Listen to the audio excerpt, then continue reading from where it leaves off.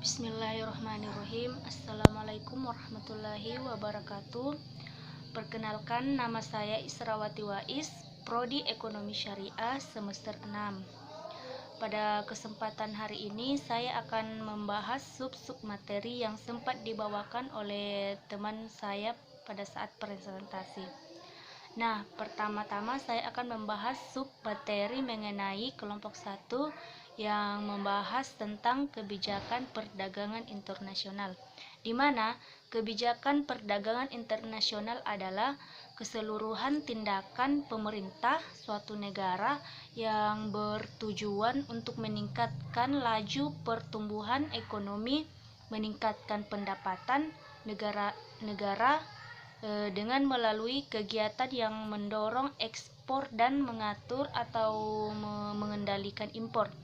Adapun macam-macam kebijakan perdagangan internasional adalah yang pertama yaitu politik proteksi, yang kedua kebijakan ekspor dalam perdagangan internasional, yang ketiga larangan ekspor merupakan kebijakan atas suatu negara untuk melarang ekspor barang-barang tertentu ke luar negeri.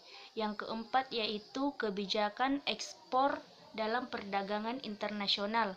Yang kelima, kebijakan tarif, di mana kebijakan tarif ini adalah sejenis pajak yang dikenakan atas barang-barang impor. Maksud utama pengenaan tarif biasanya tidak semata-mata memperoleh pendapatan pengisi kas pemerintah, melainkan juga sebagai suatu alat untuk melindungi sektor-sektor tertentu di dalam negeri dari tekanan persaingan produk impor. Adapun macam-macam tarif atau bea masuk yaitu yang pertama juga itu bea ekspor atau ekspor duties. Duties adalah pajak atau bea yang dikenakan terhadap barang-barang diangkut menuju negara lain. Yang kedua, bea transito adalah pajak atau bea yang dikenakan barang-barang yang melalui batas wilayah suatu negara dengan tujuan akhir barang tersebut negara lain. Yang ketiga itu bea impor adalah pajak atau bea yang dikenakan terhadap barang-barang yang masuk dalam suatu negara. Di dalam pembahasan yang kedua yaitu mengenai adapun kerjasama bilateral, yaitu di mana kerjasama bilateral ini menurut Kamus Bahasa Indonesia atau KBBI, bilateral berarti dari dua belah pihak atau antara dua pihak. Jadi hubungan bilateral ini adalah keadaan yang menggambarkan hubungan timbal balik antara kedua pihak yang terlibat dan aktor utama dalam pelaksanaan hubungan bilateral itu adalah negara. Adapun tujuan kerjasama bilateral yaitu untuk memasarkan produk suatu negara ke negara lainnya. Yang selanjutnya itu untuk mendapatkan bahan kebutuhan yang diperlukan apabila di negara sendiri tidak memproduksinya. Kemudian untuk memperoleh investor untuk kemajuan perekonomian suatu negara. Dan yang terakhir yaitu untuk memperoleh ilmu teknik militer yang lebih maju. Kemudian sedangkan manfaat dari kerjasama bilateral itu sendiri yaitu yang pertama menambah keuntungan negara, yang kedua mempererat antar negara, yang ketiga memasarkan produk dalam negeri, yang keempat meningkatkan kesejahteraan ekonomi. Adapun contoh kerjasama dari bilateral yaitu kerjasama Indonesia dengan Brunei Darussalam, di mana kerja bilateral Indonesia dengan Brunei Darussalam terjadi dalam bidang ekspor impor. Indonesia mengekspor berbagai bahan seperti sayuran, buah-buahan, pakaian jadi dan kendaraan ke Brunei. Indonesia juga mengirimkan tenaga pengajar ahli ke Brunei, sementara Brunei sebagai negara penghasil minyak bumi terbesar dunia mengekspor minyak buminya ke Indonesia. Kemudian pembahasan dari kelompok kelompok 3 yaitu tentang geopolitik, di mana geopolitik dapat diartikan sebagai sebuah kebijakan politik suatu negara yang memanfaatkan geografi sebagai basis penguasaan ruang hidup demi terjaminnya kelangsungan hidup dan mengembangkan kehidupan negara yang bersangkutan. Secara khusus, geopolitik adalah metode analisis kebijakan luar negeri yang berusaha untuk memahami, memprediksi, dan menjelaskan perilaku politik internasional. Kemudian pengertian dari OBOR atau One Belt on Road yaitu merupakan program yang diinisiasi Presiden China Xi Jinping pada tahun 2013 lalu. Program ini bertujuan membangun infrastruktur darat, laut, dan udara secara besar-besaran untuk meningkatkan dan memperbaiki jalur perdagangan dan ekonomi antar negara di Asia dan sekitarnya. Gagasan Cina menggelar One Belt on Road ini atau kini diubah istilahnya menjadi Belt and Road Initiative atau BRI ataupun kerap disebut dengan jalur sutra abad ke-21 agar lebih praktis. Selanjutnya kita tulis OBOR saja merupakan ide cemerlang. Itulah kecerdasan Xi Jinping merumus visi misi dan keberanian menetapkan tujuan yang ambisius untuk menggunakan devisa Cina yang melimpah agar lebih produktif dengan cara meminjamkannya kepada negara-negara yang berkembang. Kemudian geopolitik tentang One Belt on Road oleh negara Cina. Pada masa pemerintahan Presiden Xi Jinping, Tiongkok mulai beralih ke negara yang lebih menunjukkan image low profile. Pada masa Deng Xiaoping menjadi negara yang lebih menunjukkan perannya di dunia internasional. Tiongkok di bawah pemerintah Xi Jinping mengusung Chinese Dream, di mana konsep mengacu pada visi kemakmuran kolektif untuk masyarakat Tiongkok dan peremajaan secara besar bangsa Tiongkok pada tahun 2015. Dengan adanya investasi Cina dalam program OBOR ini secara geoekonomi memberikan keuntungan dan posisi strategis Cina dalam geopolitik khususnya di kawasan Asia, sehingga mampu mempengaruhi power Amerika Serikat atau IS dalam bidang ekonomi. Negara-negara yang diberikan pinjaman oleh Cina akan mengalami ketergantungan dan kehilangan kendali atas wilayahnya.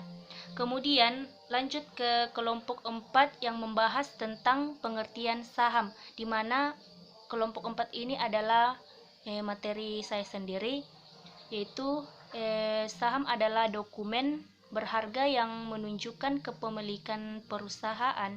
Dengan kata lain, ketika seseorang membeli saham, orang tersebut telah membeli sebagian dari kepemilikan perusahaan. Adapun arti saham itu juga dapat didefinisikan sebagai unit nilai atau pembukaan dalam berbagai instrumen keuangan yang mengacu pada kepemilikan perusahaan. Jadi, ketika seseorang membeli saham perusahaan, orang itu memiliki hak untuk aset dan pendapatan perusahaan dengan sebagian dari saham yang dibeli. Adapun manfaat dari keuntungan saham yaitu salah satu manfaat saham adalah dapat digunakan sebagai instrumen investasi baik jangka pendek maupun panjang. Mereka yang menggunakan saham sebagai investasi jangka pendek biasanya hanya menginginkan capital gain dari selisih harga beli dan harga jual. Berbeda dengan mereka yang menggunakan saham sebagai investasi jangka panjang, di mana mereka secara rutin membeli saham atau menyimpan saham. Jadi ada dua keuntungan yang bisa diperoleh dari investasi saham, yaitu yang pertama capital gain dan dividen. Adapun jenis-jenis saham, yang pertama yaitu saham biasa. Preferen ini merupakan saham yang dimana bagi hasil ditetapkan, dan ketika perusahaan mengalami kerugian, pemegang saham preferen akan diberikan prioritas tertinggi dalam penjualan aset. Karakteristik saham preferen adalah sebagai berikut. Yang pertama, ada beberapa level yang biasa dipublikasikan karena karakteristik berbeda. Selanjutnya, ada tagihan terhadap pendapatan dan aset, dan mendapat prioritas tinggi dalam distribusi dividen. Selanjutnya, saham preferen dapat ditukar menjadi saham biasa melalui perjanjian antara perusahaan dan pemegang saham. Adapun tentang Bursa Malaysia, yaitu Bursa Malaysia adalah sebuah perusahaan holding pertukaran yang didirikan pada tahun 1976 dan terdaftar pada tahun 2005. Salah satu bursa terbesar di ASEAN. Bursa Malaysia membantu lebih dari 900 perusahaan meningkatkan modal di 50 kegiatan ekonomi, baik melalui pasar utama untuk perusahaan-perusahaan topi besar atau ACE, pasar untuk perusahaan yang baru dari semua ukuran, atau pasar LIIP untuk perusahaan UKM yang Bursa Saham Kuala Lumpur menjadi satu perubahan yang mutual dan telah diubah namanya sebagai Bursa Malaysia pada tahun 2004. MYX mengandung satu papan utama, satu papan kedua, dan papan MESDAQ dengan jumlah permodalan pasar yaitu IRM 29 miliar pada tahun 2005. Bursa Malaysia telah terdaftar sendiri di 18 Maret pada 28 April. Bursa Malaysia memperkenalkan CBRS, satu skema yang mengizinkan semua investor untuk memasuki laporan-laporan penelitian perusahaan-perusahaan dari kelompok 5, yaitu mengenai International Monetary Fund atau IMF, di mana suatu organisasi internasional beranggotakan 189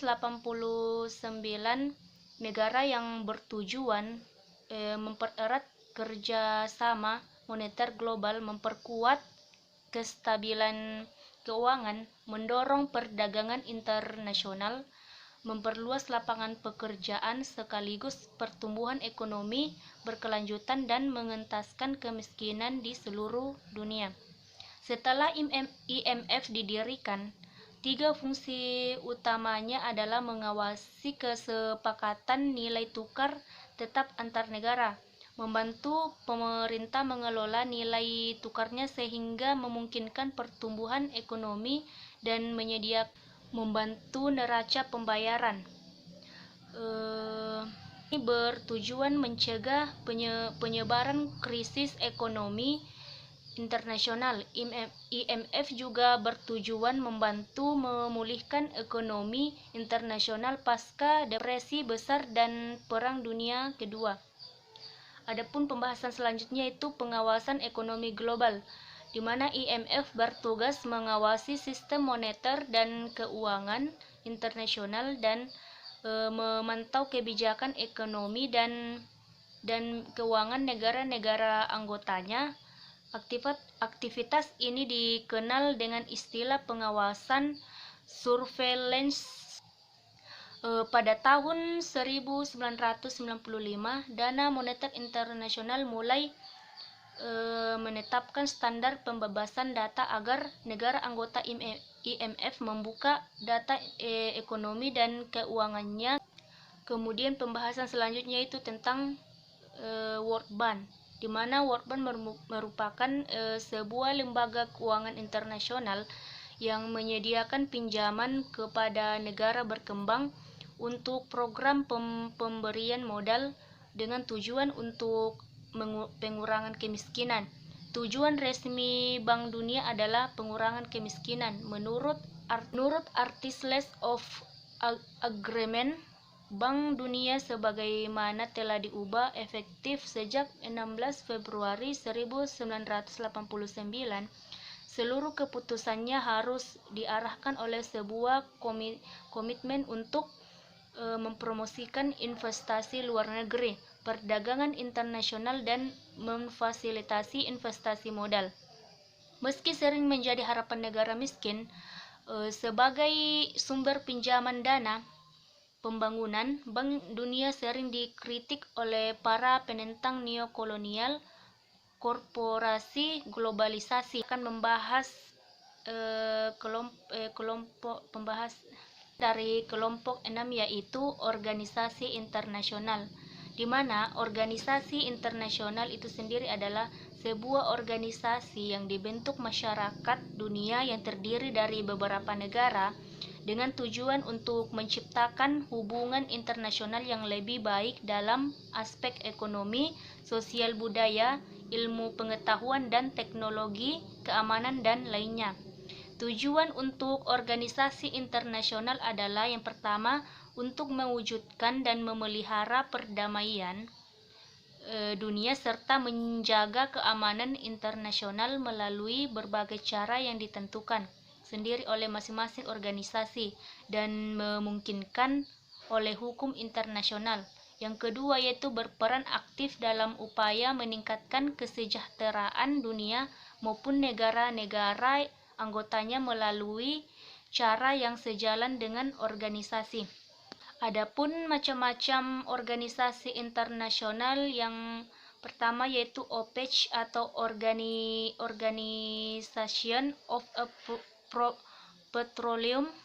Ini adalah organisasi internasional yang terdiri dari negara-negara mengekspor minyak bumi. Tujuan dari lembaga ini adalah untuk mengatasi masalah-masalah terkait produksi, harga, dan hak konsekuensi minyak bumi dengan perusahaan-perusahaan minyak lainnya. Tujuan OPEC yaitu yang pertama, tujuan dari OPEC yaitu menjaga kestabilan minyak di pasar internasional. Kemudian menaikkan pendapatan negara anggota dari sektor minyak bumi. Yang selanjutnya menghindarkan persaingan sesama negara anggota. Dan yang terakhir itu mengusahakan untuk memenuhi kebutuhan minyak dunia. Kemudian pembahasan selanjutnya itu tentang APEC, di mana APEC atau Asia Pacific Economic Cooperation adalah forum bagi 21 negara di lingkar Pasifik yang bertujuan untuk meningkatkan perdagangan bebas di wilayah Asia Pasifik. Tujuan pembentukan APEC adalah sebagai berikut. Yang pertama yaitu menjalin kerjasama dalam bidang investasi, perdagangan dari pariwisata. Yang kedua, meningkatkan kualitas sumber daya manusia dengan kerjasama yang saling menguntungkan.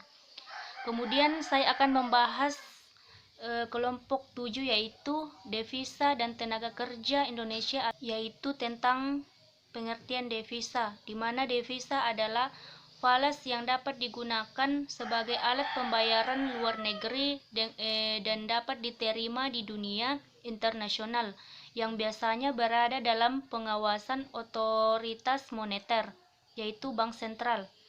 Devisa memiliki fungsi yang pada umumnya sama seperti uang, hanya saja digunakan dalam lingkup transaksi internasional atau antar negara sebagai pembayaran antar negara, pertukaran barang dan jasa, mengukur kekayaan, menimbun kekayaan, dan cadangan moneter. Adapun macam-macam devisa, yang pertama yaitu devisa kredit dan devisa umum. Adapun devisa kredit yaitu devisa yang berasal dari kredit atau pinjaman dari luar negeri. Sedangkan devisa umum adalah devisa yang berasal dari sumber lain atau selain kredit seperti dari ekspor dan penyelenggaraan. Adapun fungsi devisa yaitu yang pertama sebagai alat pembayaran barang-barang dan jasa impor, yang kedua sebagai alat pembayaran cicilan utang luar negeri termasuk bunganya, yang ketiga sebagai alat pembayaran perhubungan luar negeri seperti biaya miskin kesenian, sebagai alat pembiayaan perhubungan luar negeri seperti biaya miskin. Adapun yang ketiga yaitu sebagai alat pembiayaan perhubungan luar negeri seperti itu menurut pasal 1 bagian 1 Undang-Undang Nomor 39 Tahun 2004 tentang penempatan dan perlindungan tenaga kerja Indonesia di luar negeri, yaitu TKI adalah setiap warga negara Indonesia yang memenuhi syarat untuk bekerja di luar negeri dalam hubungan kerja untuk jangka waktu tertentu dengan menerima upah.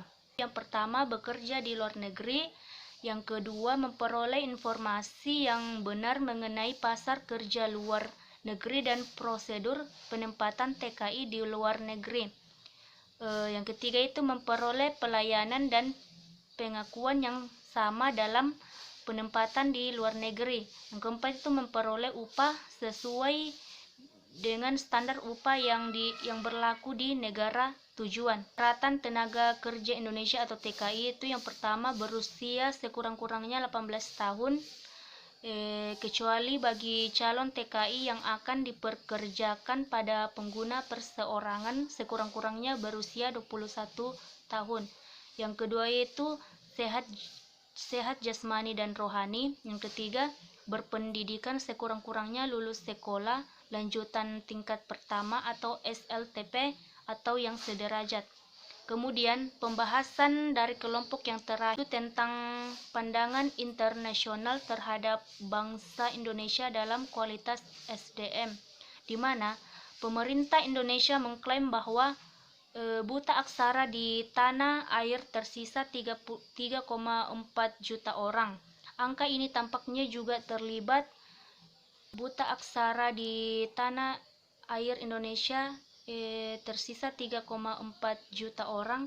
Angka ini tampaknya juga terlihat dalam kajian WEF yang menjelaskan bahwa kesadaran literasi dan kemampuan berhitung di kisaran umur 55 sampai 65 masih kurang dari 90%.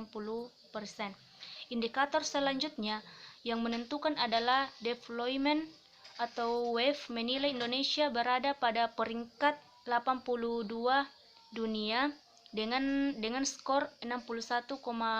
Nilai ini didasarkan pada nilai-nilai penyerapan sumber daya manusia dan tingkat pengangguran di berbagai jenjang umur cukup tinggi.